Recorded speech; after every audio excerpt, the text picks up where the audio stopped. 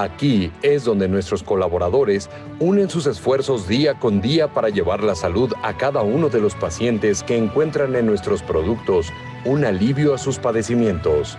Nuestro país ha cambiado lo suficiente como para requerir de un laboratorio con identidad nacional que cubra las necesidades y expectativas de los más de 128 millones de mexicanos que confían en sus productos y donde hemos desarrollado por más de 70 años una nueva concepción de la salud bien hecha en México.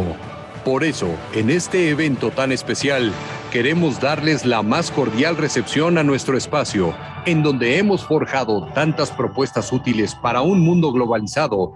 Y ahora podemos decir con orgullo que el mundo entero es nuestro hogar, pues en muchos países del orbe, los productos Silanes han encontrado una afortunada recepción. Para nosotros, ustedes son nuestros huéspedes de honor. Siéntanse en confianza y con la tranquilidad de que somos y seremos sus aliados al momento de mejorar la calidad de vida de sus pacientes. Silanes, salud bien hecha en México.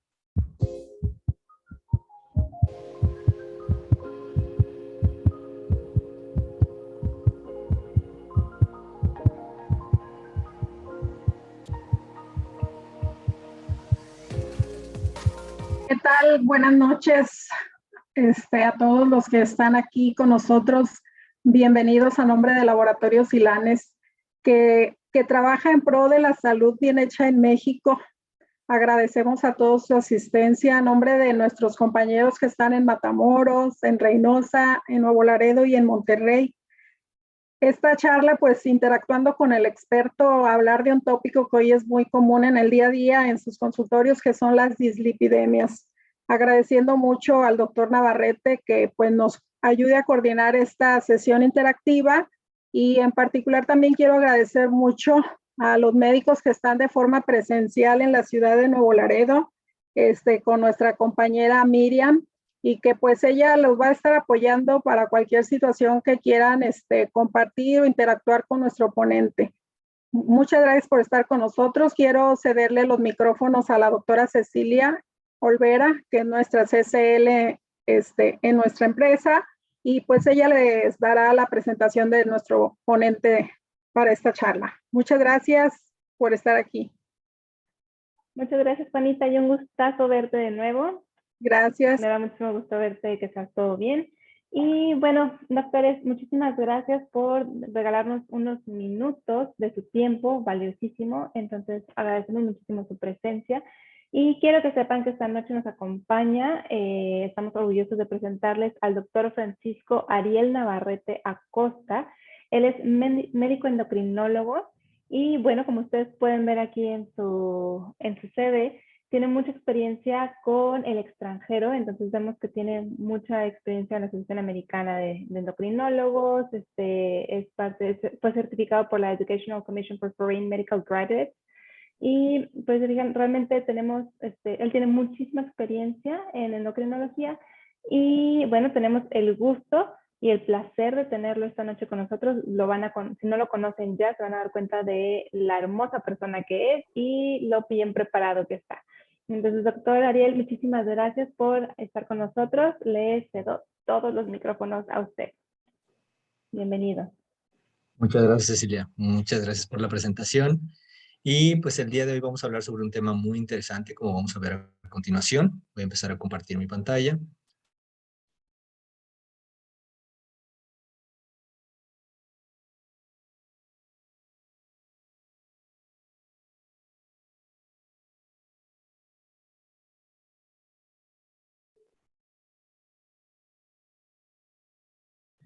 Muy bien.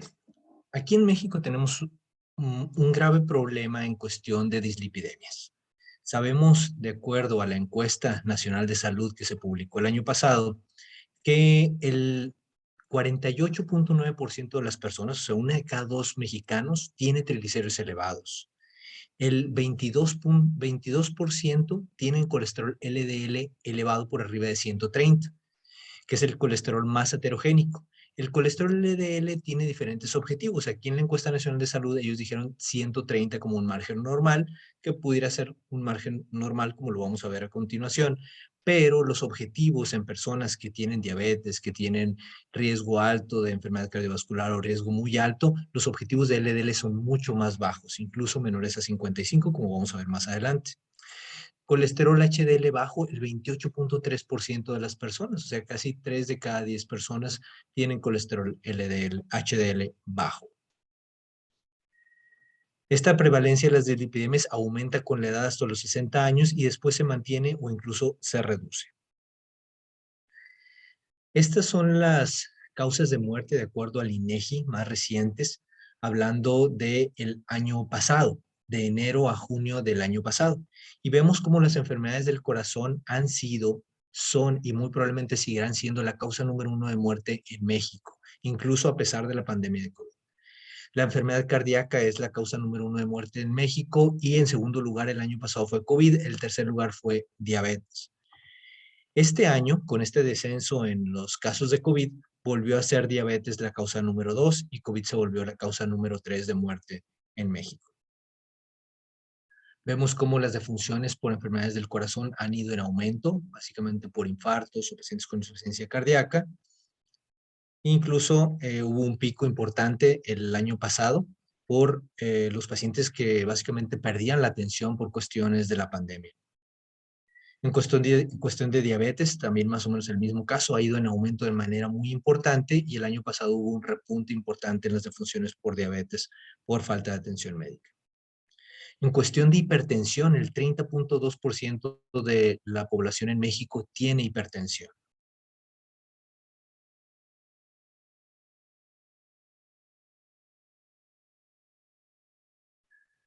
Pues básicamente, somos una población en México en que tenemos una combinación de factores, un alto riesgo, una alta prevalencia de diabetes, una alta prevalencia de sobrepeso o obesidad. El 74.1% de las personas en México tienen sobrepeso u obesidad. Estamos hablando de casi 8 de cada 10 mexicanos. Colesterol HDL el 30%, 50% de triglicéridos elevados, 22% colesterol LDL elevado, 30.2% hipertensión. Esta combinación es lo que nos está generando causa número 1 de muerte cardiovascular en México. Y esto ha venido en aumento. Los niveles de colesterol LDL, como hemos visto a lo largo del tiempo, han ido en aumento de manera muy importante y con ello el riesgo cardiovascular. Básicamente, los 5 factores de riesgo para desarrollar un infarto o una embolia son el colesterol LDL elevado, los triglicéridos elevados, la hipertensión, la diabetes, la obesidad, el sobrepeso y el fumar. Y esto ha generado un aumento en el riesgo de infarto al corazón, enfermedad vascular cerebral, una embolia y enfermedad arterial periférica. Como comentábamos hace un momento, el 74.1% de la población tiene sobrepeso o obesidad, el 36% tiene obesidad, el 38.1% de la población en México tiene sobrepeso. En cuanto a prevalencia de diabetes, ha ido en aumento año con año. La última encuesta nacional de salud, publicada en el 2020, nos decía que los pacientes que saben que tienen diabetes es el 11.1%, o sea, 1 de cada 10 personas en México sabe que tiene diabetes, y el 4.6% no sabía que tenía diabetes hasta el momento de la encuesta. Entonces, un total de la prevalencia de 15.7%. Ahora, ¿cómo se genera o cuál es la relación entre colesterol LDL, diabetes, fumar, hipertensión y el riesgo de padecer un infarto o una embolia? Básicamente, el tener estos 5 factores de riesgo nos van a empezar a generar en el endotelio, en la capa interna de las arterias, que vaya habiendo cambios importantes, como la primera lesión que se genera, básicamente son una acumulación de macrófagos que fagocitan colesterol, que fagocitan triglicéridos y que se empiezan a acumular en la capa interna de la íntima. Posteriormente vamos a ver una lesión intermedia o lo que se llama preateroma, en donde hay una acumulación importante de macrófagos, una acumulación importante de células espumosas, que son macrófagos que han fagocitado algún tipo de lípido. Posteriormente se genera el ateroma, que es una acumulación importante de lípidos en la capa de la íntima arterial y que incluso pueden llegar a generar un núcleo lipídico. Posteriormente vemos el fibroateroma, que se genera un tejido fibroso sobre la capa de ateroma y que posteriormente puede generarse una ruptura en esta fibrosis y generar una trombosis y con esto la obstrucción de la arteria y con esto el infarto o la embolia. Básicamente los niveles de colesterol LDL en los primeros 2 años de vida se mantienen entre 60 y 70. Posteriormente, después entre los 2 y los 18 años van en aumento hasta un nivel de 100. Después de los 18 años vemos que suben a 125 y se mantienen durante toda la vida. Esto sería básicamente lo normal. Pero sabemos que a mayor nivel de colesterol LDL y mayor tiempo con ese colesterol LDL elevado, pues vamos a ver un aumento en la acumulación de la placa y con ello el riesgo de obstrucción, trombosis, infartos y embolismos. La Sociedad Europea de Cardiología nos dice específicamente que en pacientes con diabetes, que tienen riesgo moderado, que ahorita vamos a hablar sobre qué es riesgo moderado, riesgo alto y riesgo muy alto.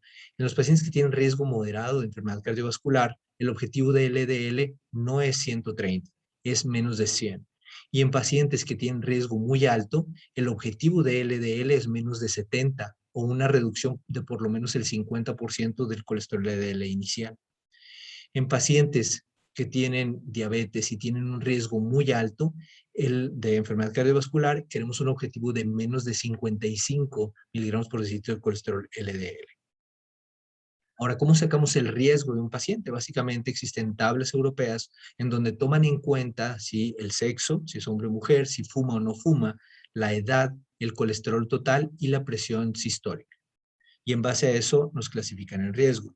También existen las estimaciones de riesgo de Framingham, en donde aparte de lo que ya mencionamos en las escalas europeas, también toman en cuenta los niveles de colesterol HDL. Y en base a esos datos podemos saber en qué riesgo está nuestro paciente. Si el score nos da menos de 1, entonces es un riesgo bajo y entonces el objetivo de colesterol LDL es menos de 116. Si tenemos entre 1 y 5% de riesgo, entonces es un riesgo moderado y estamos hablando que el objetivo en ese paciente es menos de 100 de colesterol LDL. Si el score está entre 5 y 10%, entonces es un riesgo alto de enfermedad cardiovascular y el objetivo de colesterol LDL es menos de 70 o por lo menos una reducción del 50% del colesterol LDL inicial. Y si tenemos un score mayor de 10, el riesgo es muy alto de enfermedad cardiovascular y entonces el objetivo se vuelve menor a 55. Y es posible que en las próximas guías esto vaya a seguir disminuyendo, incluso pensando en niveles menores de 40 de LDL. Entonces, básicamente, como comentábamos, riesgo bajo es un score menor a 1, riesgo moderado es entre 1 y 5% de score, riesgo alto son pacientes que tienen un factor de riesgo cardiovascular muy elevado. Por ejemplo, un colesterol total mayor de 310, un colesterol LDL mayor a 190 o hipertensión importante de por arriba de 180 sobre 110.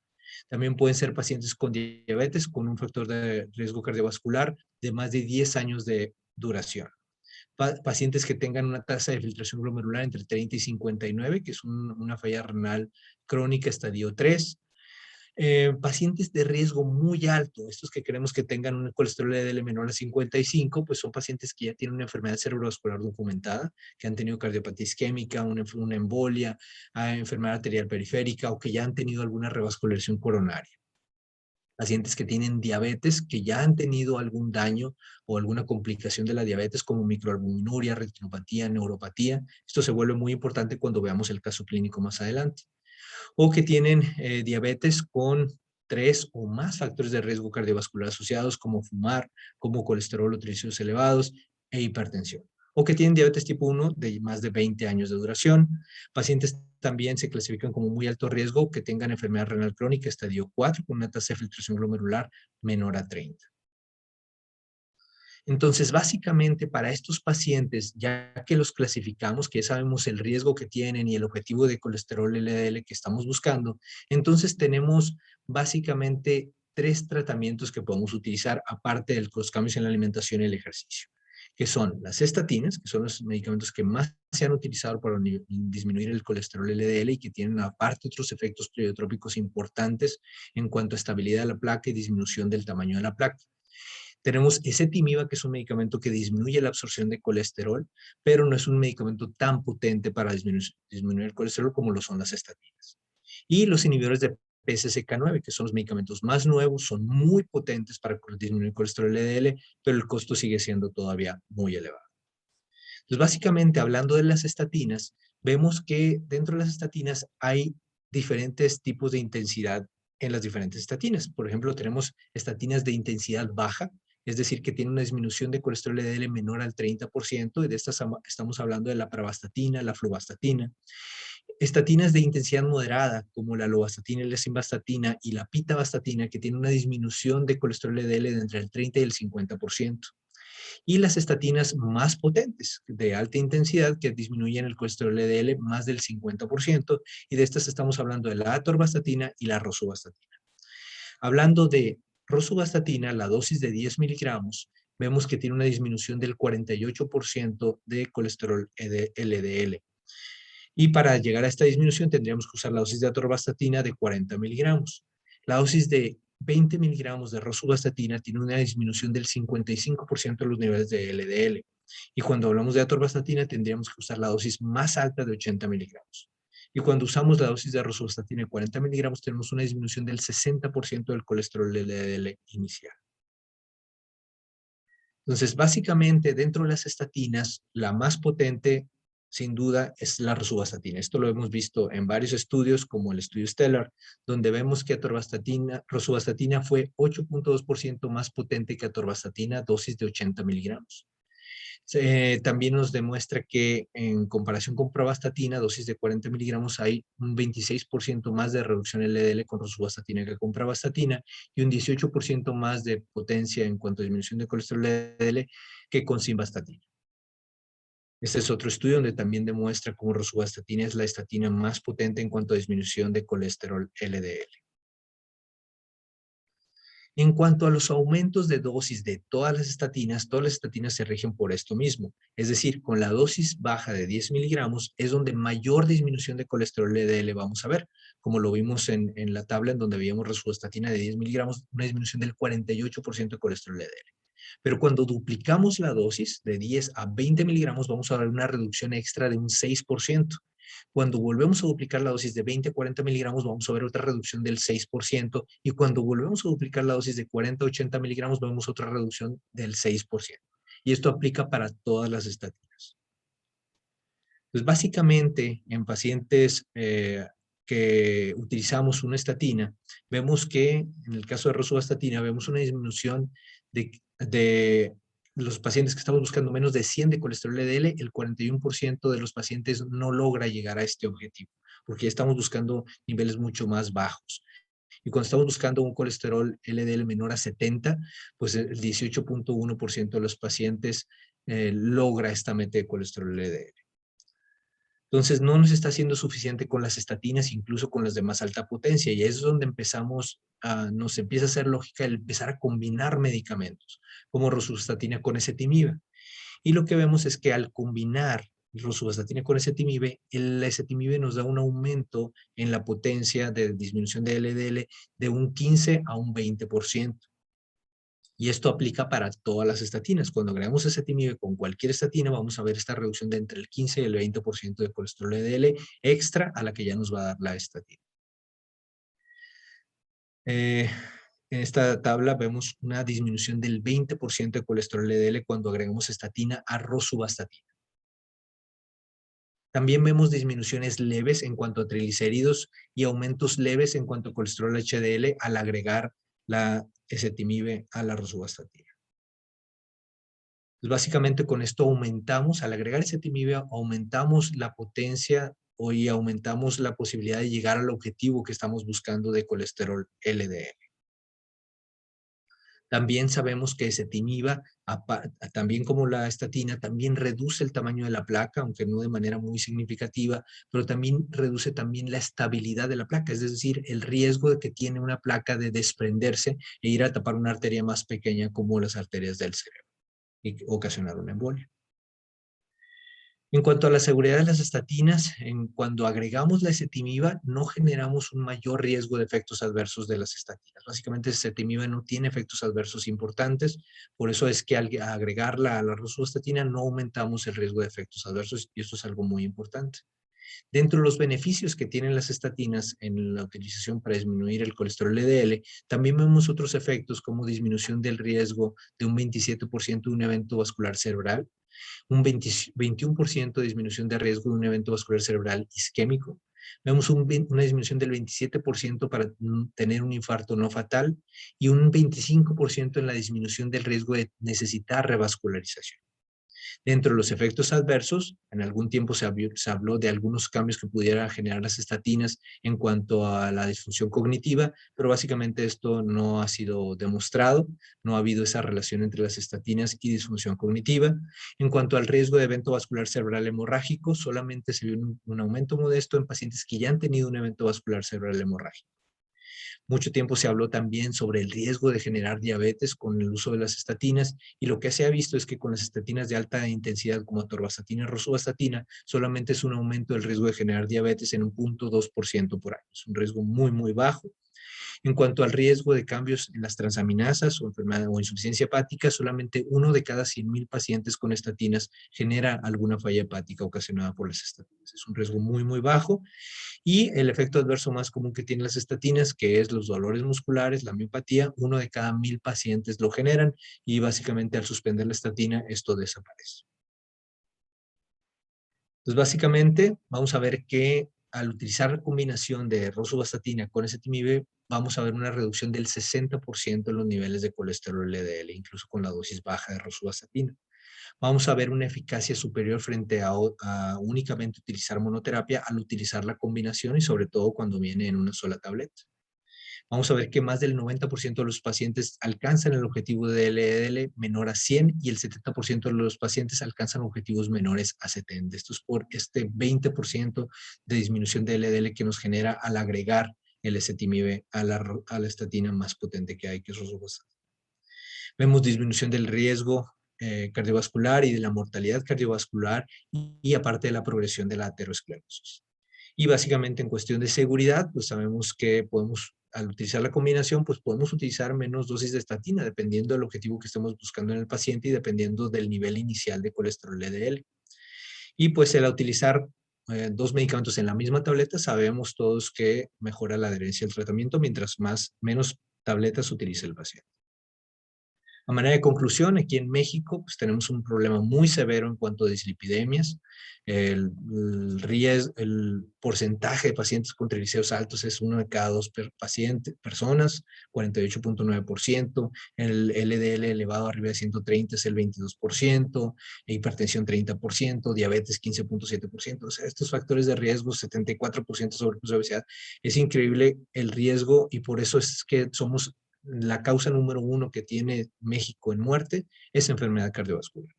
Entonces, el utilizar este tipo de combinaciones nos hace mucha lógica, ya que son medicamentos potentes para disminuir el colesterol LDL, y esto nos va a disminuir el riesgo cardiovascular y va, por lo tanto, a disminuir nuestra mortalidad.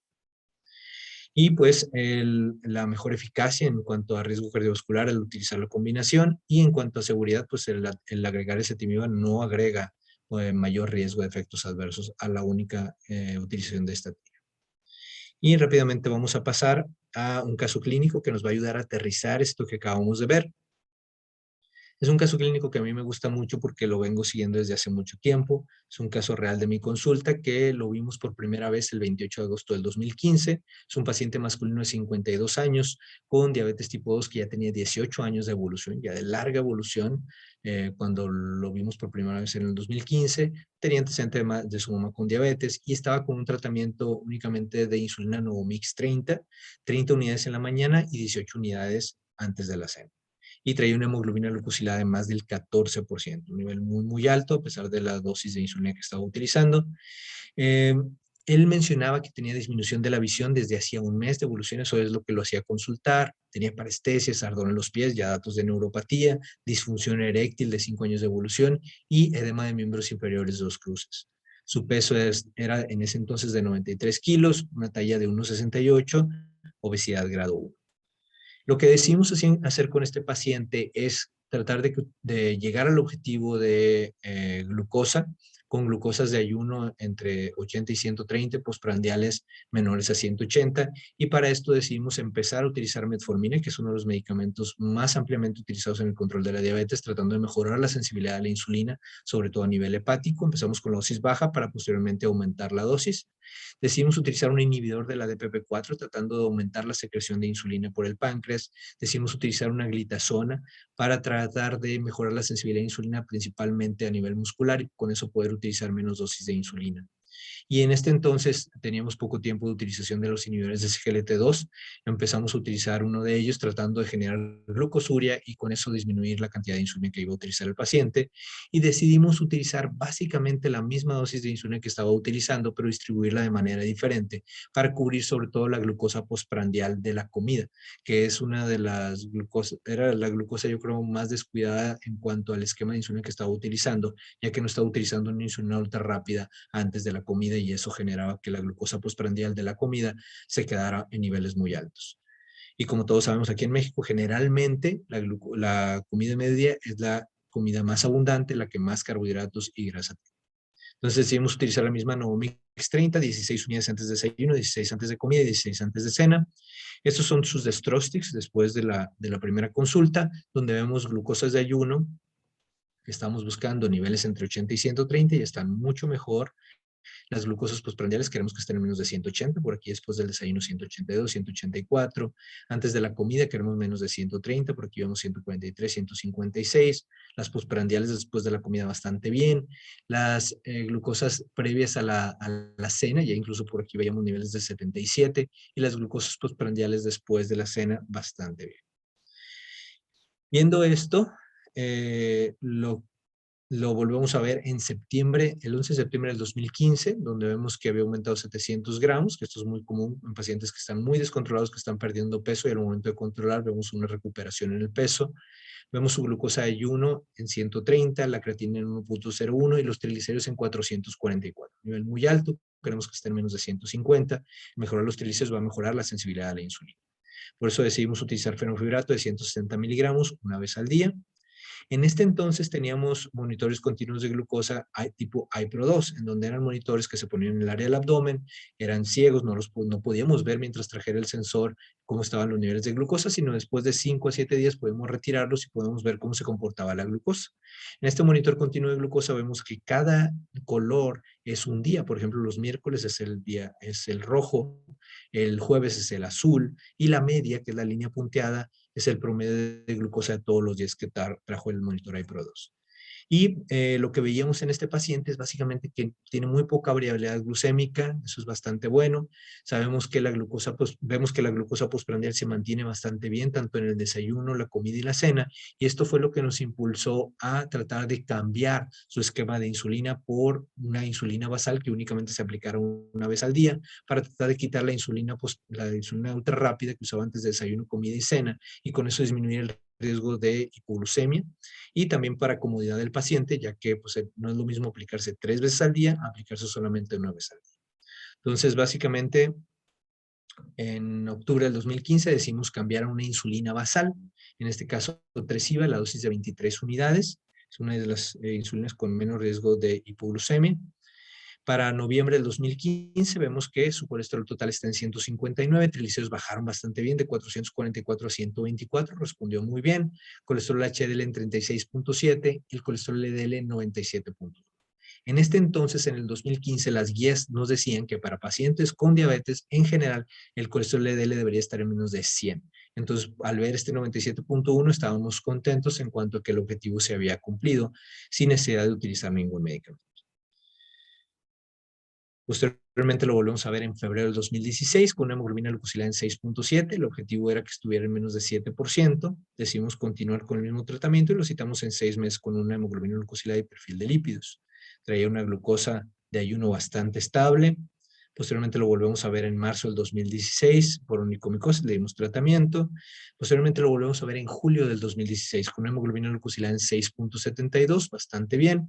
Un colesterol total en 202, triglicéridos en 148, HDL en 42.2 y el LDL estaba en 129. Como nuestro objetivo es que estuviera en menos de 100, ahí es donde empezamos a utilizar un tratamiento y en este caso decidimos utilizar una estatina, la más potente que hay y en una dosis baja, que es rosuvastatina de 10 miligramos, una tableta al día por la noche. Lo que vemos posteriormente para febrero del 2017 es que su colesterol LDL bajó a 123, su colesterol LDL bajó a 56.9. Aquí es donde podemos ver la potencia de las estatinas. De 129 bajó con la dosis baja a 56.9. Básicamente el 50% de reducción LDL con la dosis de rosuvastatina de 10 miligramos. Posteriormente para febrero del 2017, al ver esta reducción y como nuestro nivel de LDL objetivo era menos de 100, pues decidimos bajar la dosis de la estatina. En este entonces no se batallaba mucho para conseguir las dosis de 5 miligramos, entonces decidimos usar 10 miligramos un día sí y un día no.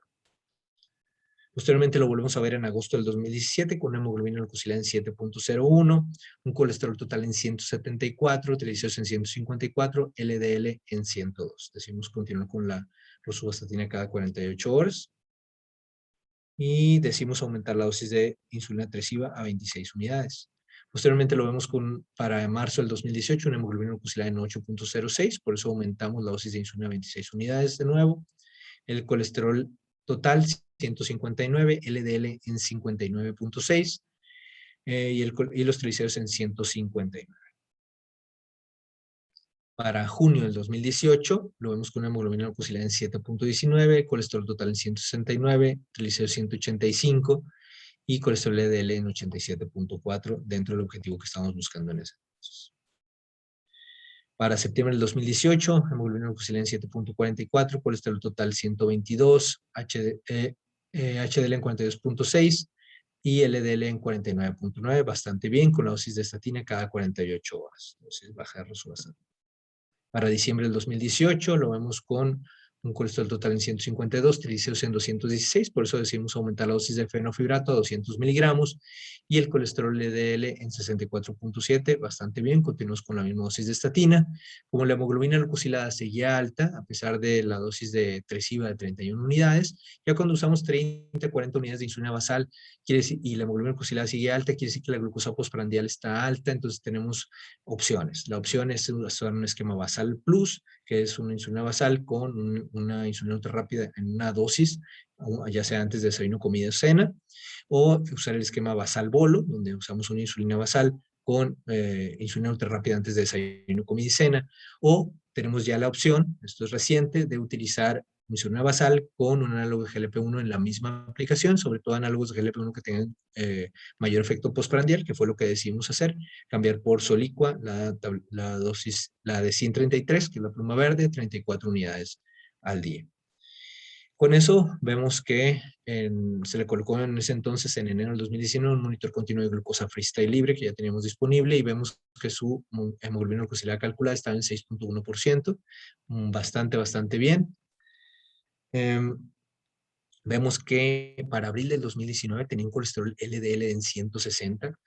Como sabemos y como muchos hemos visto, los pacientes muchas veces tienden a hacer cambios en la alimentación, a hacer ejercicio por un tiempo, luego lo suspenden, luego lo retoman. Entonces eso también nos hace que fluctúen mucho nuestros niveles de triglicéridos, el colesterol, el peso, la glucosa. Vemos que su hemoglobina glucosilada calculada está en 6.7%. Por este colesterol LDL decidimos utilizar ya una combinación. En este caso usamos simvastatina de 20 miligramos con ezetimibe de 10 miligramos.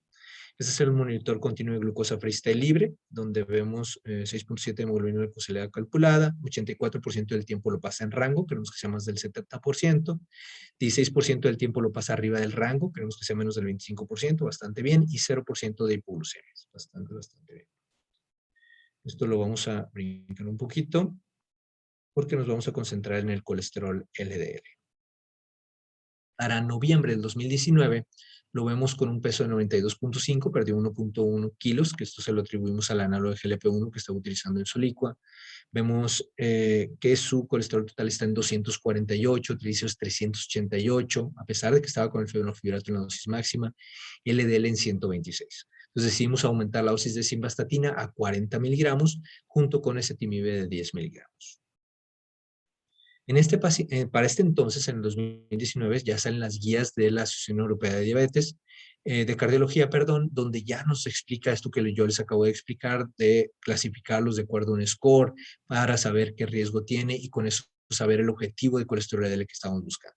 En este entonces, nuestro paciente caía en un riesgo alto de enfermedad cardiovascular.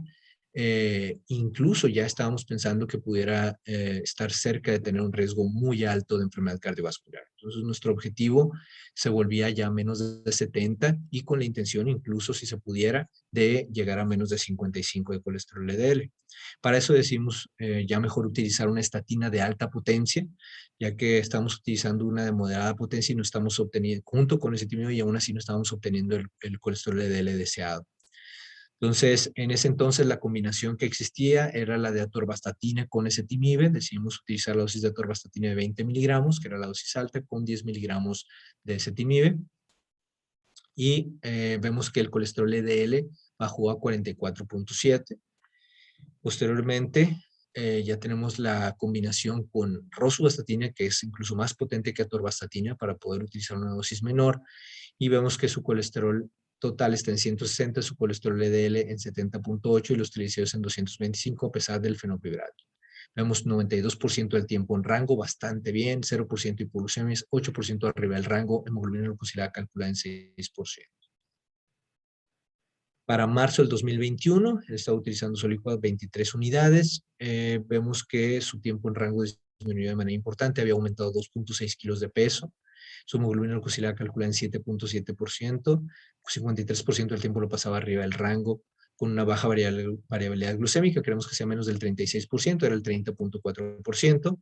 Su colesterol total en 212, triglicéridos 322, LDL en 110.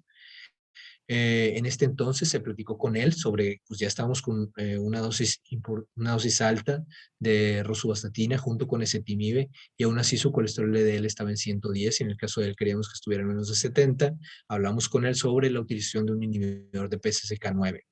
Todas las guías de tratamiento de hipercolesterolemia en donde se incluye un inhibidor de PCSK9 nos dicen que no hay que suspender la estatina, sino que hay que agregar el PCSK9 que nos da reducciones incluso hasta del 70% de colesterol LDL, pero no hay que suspender la estatina ya que la estatina también tiene un efecto pleiotrópico aparte de la disminución del colesterol LDL. Entonces, todas las guías nos dicen eso, que hay que dejar la estatina y agregar el PCSK9 para lograr las metas de LDL. En este entonces el paciente, en vez de utilizar el inhibidor de PCSK9, por cuestiones de costo, decidió hacer esfuerzo en cuanto a cambios en la alimentación y ejercicio.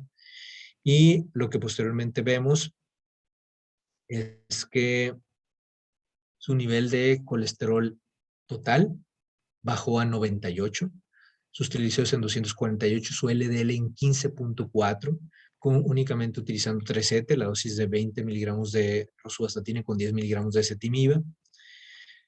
Vemos que para septiembre del 2021, el 98% del tiempo lo pasaba en rango y con un esquema basal bolo, donde usaba Soliqua 26 unidades y insulina Humalog 6 unidades antes de la comida. Es un esquema basal plus, con 98% del tiempo en rango, 2% arriba del rango únicamente, 0% abajo del rango, básicamente no tiene hipoglucemias, y 6.3% hemoglobina glucosilada, con un colesterol total de 100.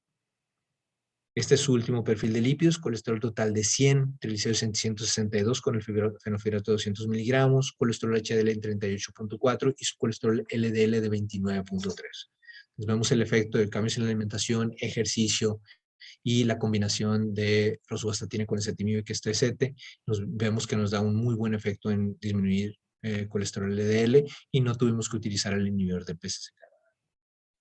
Muchas gracias y me gustaría si pudiéramos platicar si se sintieron identificados en cuanto a este tipo de casos que ustedes lo vean en la consulta o sobre qué piensan sobre la utilización de combinación de estatinas, si son necesarias con ezetimibe en cuanto a la disminución de colesterol LDL, de acuerdo a lo que ven en su consulta, en cuanto al colesterol LDL inicial de los pacientes y el objetivo que estamos buscando, que es cada vez más bajo dependiendo del riesgo cardiovascular. No sé si tengan también alguna pregunta. Muchas gracias, doctor.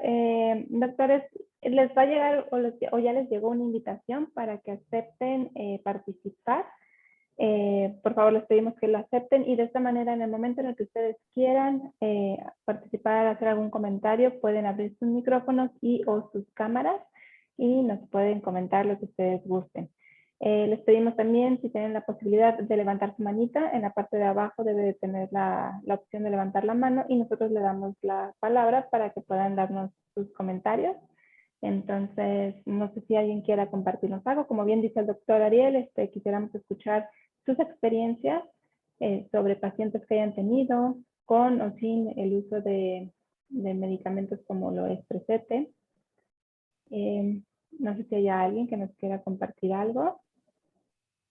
Y bueno, perdón, tenemos a Miriam en Nuevo Laredo con médicos ahí en la sala, un grupo de médicos también. Si Miriam quiere apoyar ahí a los médicos si tienen alguna duda para que le hagan las preguntas al doctor.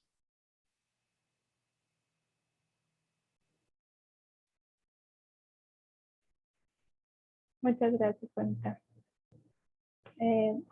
Bueno, por el momento no veo a nadie todavía. Vemos la manita levantada de Guillermo Porter. Si gusta abrir su micrófono, estamos atentos.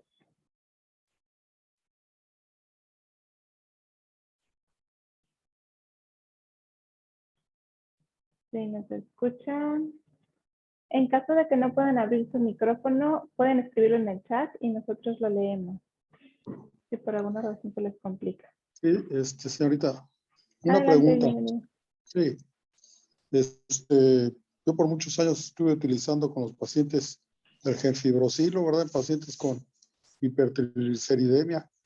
Y por lo que veo, pues ya pasó en desuso, ¿verdad? Con estas nuevas estatinas. La pregunta es esta, si hay si han hecho estudios para saber qué tan efectivos son los nuevos medicamentos como los que acabamos de estudiar, ¿verdad?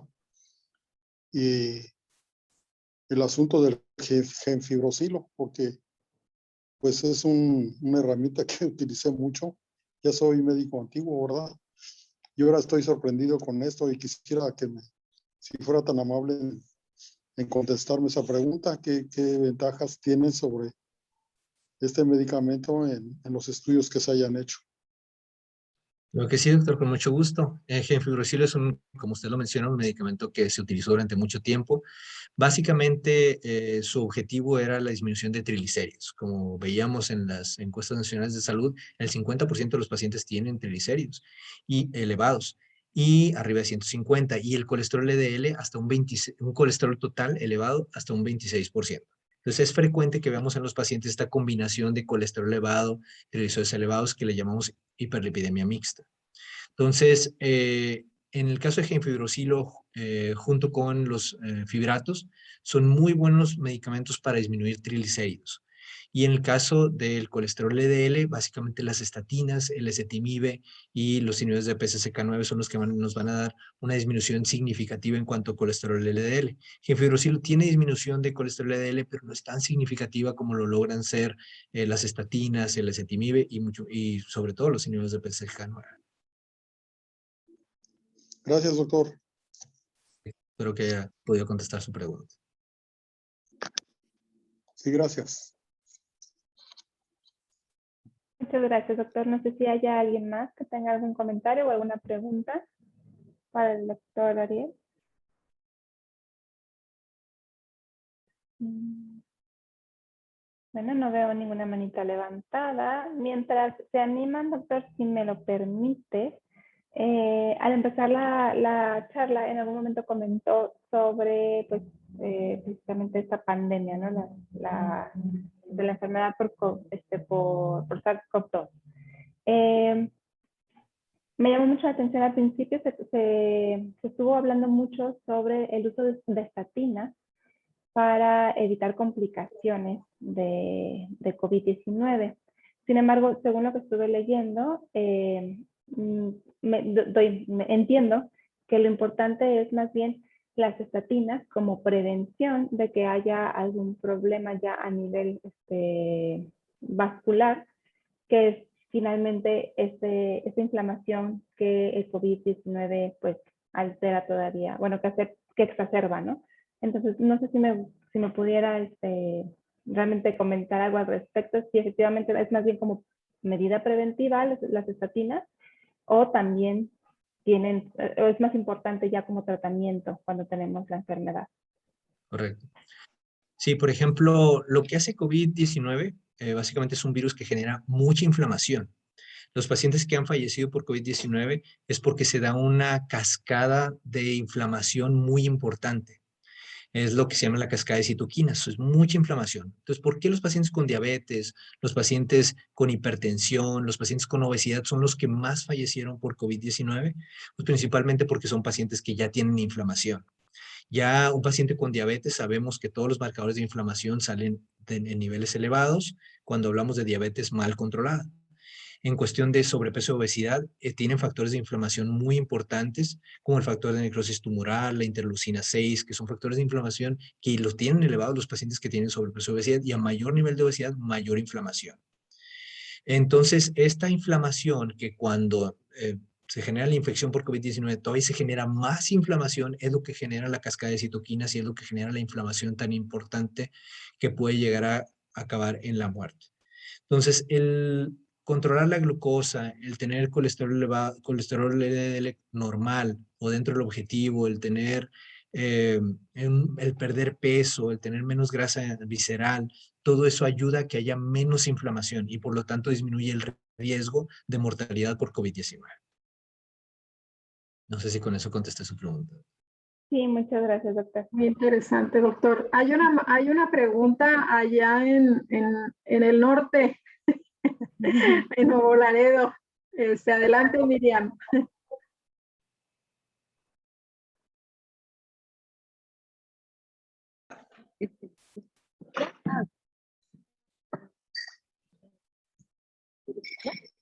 Ay,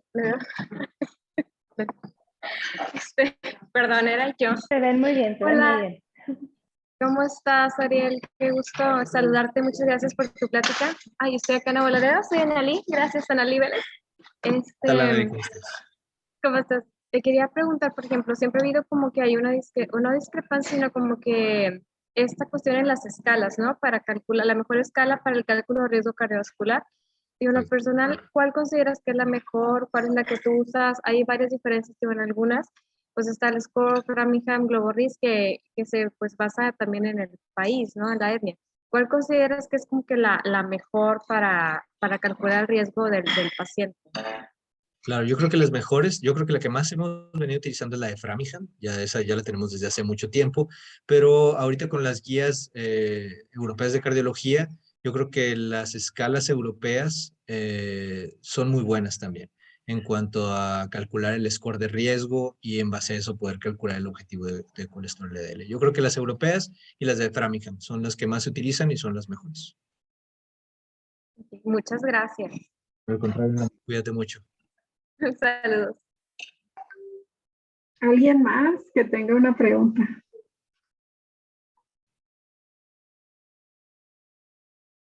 Allá en el norte, a ver si hay alguien más que se... En Nuevo Laredo.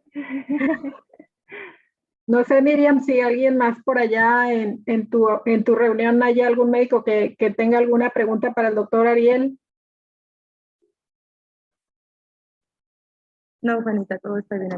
Muy bien. Doctor, yo sí quiero hacerle una pregunta porque cuando trabajamos en campo a veces nos surgen algunas dudas y quiero aprovechar esta parte. No es muy recomendable cuando llega un paciente que se diagnostica como primera vez con problemas de colesterol o dilipidemia, iniciar con la terapia combinada o forzosamente nos tenemos que ir a la monoterapia.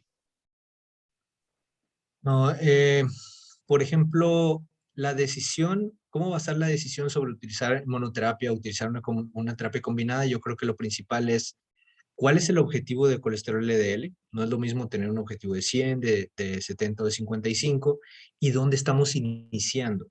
No es lo mismo empezar que nuestro objetivo sea menos de 100 y empezar en 110, a que nuestro objetivo sea menos de 55 y empezar en 190 de LDL. Entonces, para pacientes que es muy larga esa brecha de lo que queremos disminuir, entonces sí es mejor empezar con la combinación definitivamente.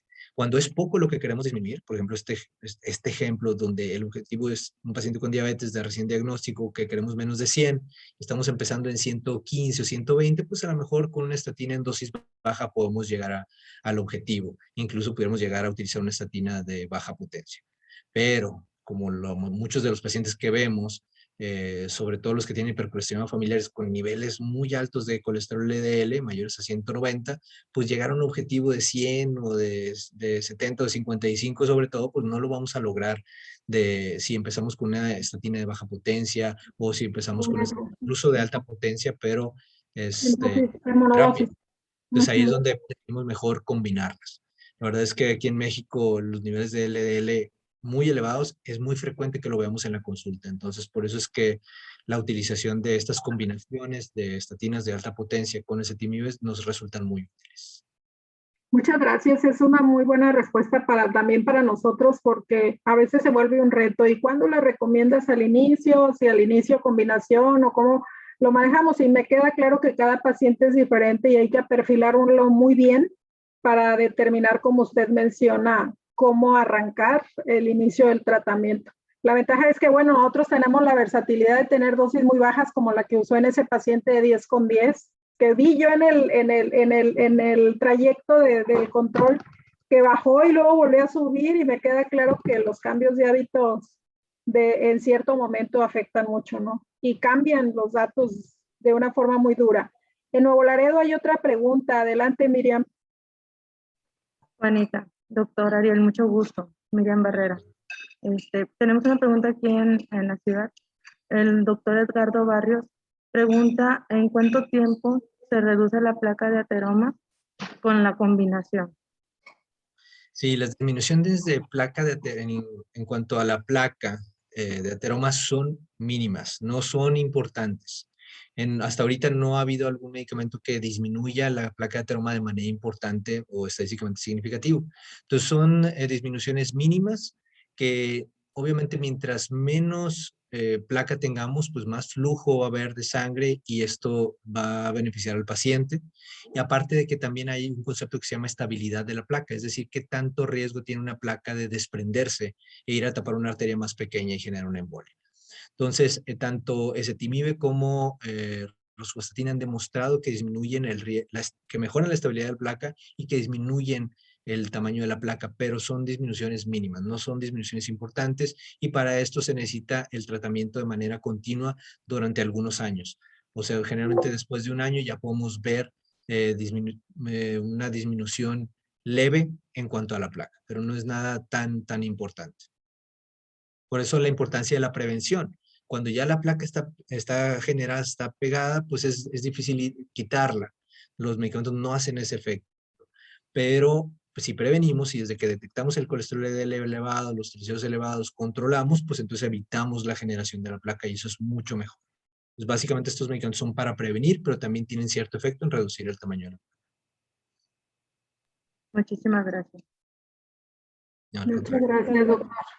Pues no sé si hay alguna pregunta adicional. La verdad es que la plática es muy interesante porque pues desgraciadamente esta patología ha incrementado mucho cada vez y he visto yo en lo particular en las charlas con muchos médicos que visitamos que pues después de este periodo de COVID inclusive ha ocasionado un incremento bastante importante en este tipo de pacientes, doctor Barrera. Es correcto, sí, la verdad es que la mortalidad cardiovascular es la causa número 1, entonces tenemos que buscar la forma de disminuirla, y la forma de disminuirla es disminuir los factores de riesgo. El colesterol, los triglicéridos, la diabetes, la hipertensión, que el paciente deje de fumar, todo eso ayuda a disminuir el riesgo de que tenga un infarto. Doctor, siempre escucharlo, híjoles, bueno, a mí me encanta porque aprende uno bastante de usted. No sé si alguien más tenga alguna pregunta. La manita levantada otra vez acá con Miriam, no sé si quieran comentar algo. Adelante, Miri. Así es, el doctor Luis Evaristo Martínez pregunta, veo que reduce los niveles LDL, pero no aumenta el HDL. Correcto, el HDL es muy difícil de aumentar. Básicamente lo principal que aumenta HDL es el ejercicio. Incluso me han preguntado sobre si hay alimentos que pueden llegar a aumentar el colesterol HDL y realmente Lo que más puede llegar a aumentar el colesterol HDL es la utilización de grasas monoinsaturadas o poliinsaturadas, pero básicamente lo que más aumenta el HDL es el ejercicio. Eso es lo que más lo va a aumentar. Las estatinas es un aumento muy leve, lo que vamos a ver de HDL, ezetimibe también es algo muy leve. Realmente el ejercicio, si lo que queremos es aumentar HDL de manera considerable, el ejercicio es lo que mejor va a hacer el trabajo. ¿Aeróbico, doctor? ¿Perdón? Muchísimas gracias. ¿Aeróbico? En cuestión de ejercicio para mejorar HDL, lo que se ha visto es que tanto el aeróbico como el anaeróbico generan mejoras de HDL. Cuando tenemos que hacer recomendaciones, por ejemplo, para pacientes con diabetes o pacientes con dislipidemia, la recomendación sería tener un poco de los dos. O sea, más o menos que la mitad sea aeróbico, que la mitad sea ejercicio de resistencia. Perfecto. Interesante. ¿Qué más, Miri? No sé si por allá que tú estás, mija.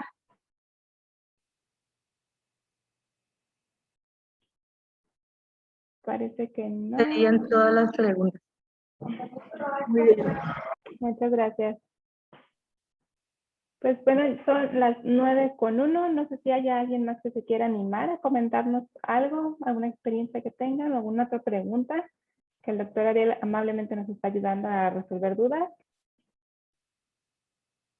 ¿Quién dice yo antes de que nos vayamos?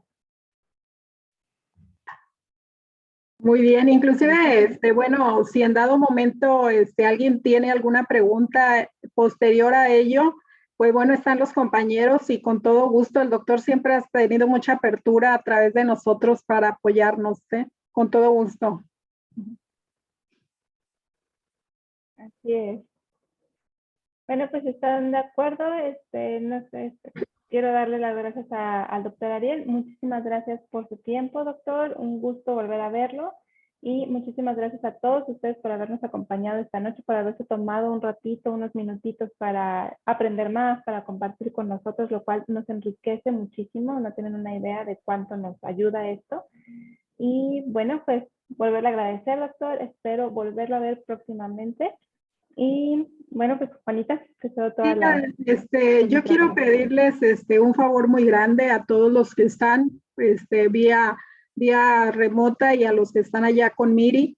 Les queremos presentar un video que dura 2 minutos en el cual estamos presentando una propuesta de valor que es para ustedes y una propuesta de valor que es también para sus pacientes. Precisamente esos pacientes que viven con problemas crónicos en donde pues influyen muchas cosas para que logren sus metas y pues lo interesante es que ustedes lo conozcan, se les anexa la liga en el chat para que ustedes se inscriban y bueno, por lo pronto que ustedes lo vean y posteriormente pueden hacer partícipes a sus pacientes de la plataforma.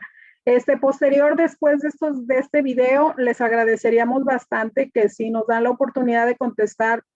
Son 5 preguntas que se van a poner con respecto a la sesión y a lo que es el tema. ¿Qué les pareció? A nosotros nos ayudan mucho sus comentarios para seguir mejorando la educación médica continua que tratamos de dar cada día a cada uno de ustedes. Muchas gracias. Les mandamos un afectuoso abrazo virtual y gracias por estar con nosotros. Y a nombre de todo el equipo que hacemos posible esto, gracias y felicidades a mis compañeros. Muchas gracias. Gracias, doctor Ariel. Un abrazo. Muchas gracias. Buenas noches. Gracias.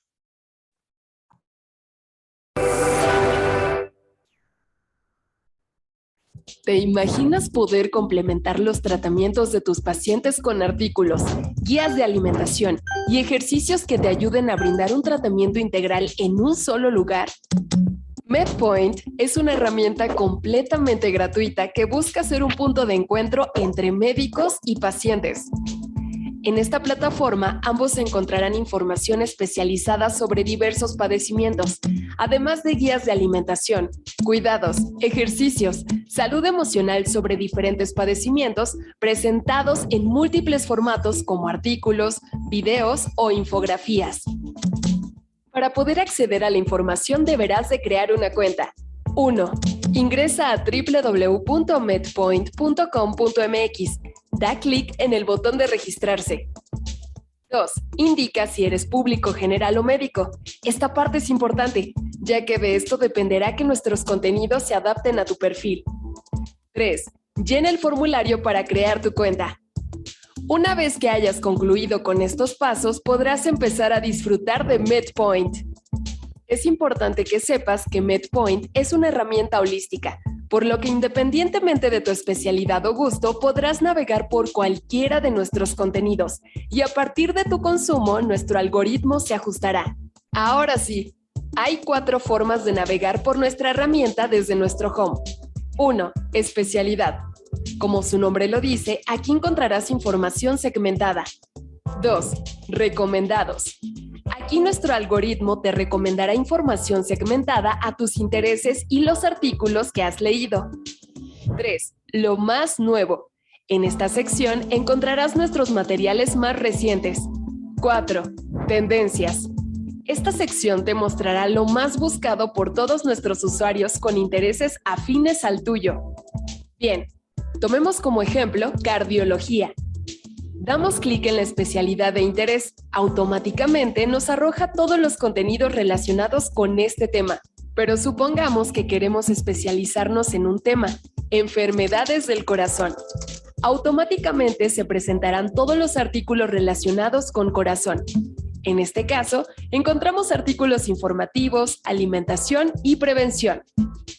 Si lo deseas, puedes filtrar los resultados por fechas, más visitados o por mejor valorados.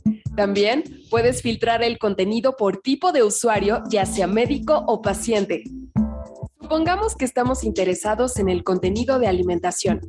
Dentro de este artículo podremos señalarlo como favorito, descargarlo, darle me gusta y compartirlo en redes sociales como Facebook, LinkedIn e inclusive por WhatsApp.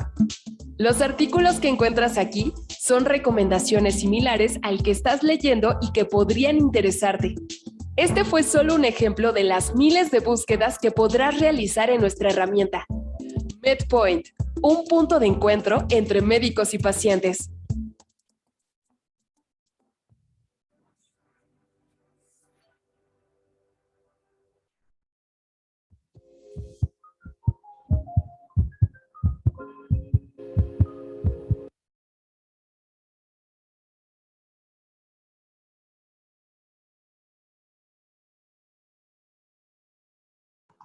Gracias a todos. Un abrazo. Contesten la encuesta, nos van a ayudar mucho. Gracias, doctora Ceci. Bye. Gracias a ustedes. Bonita noche. Un abrazo. Cuídense. Buenas noches.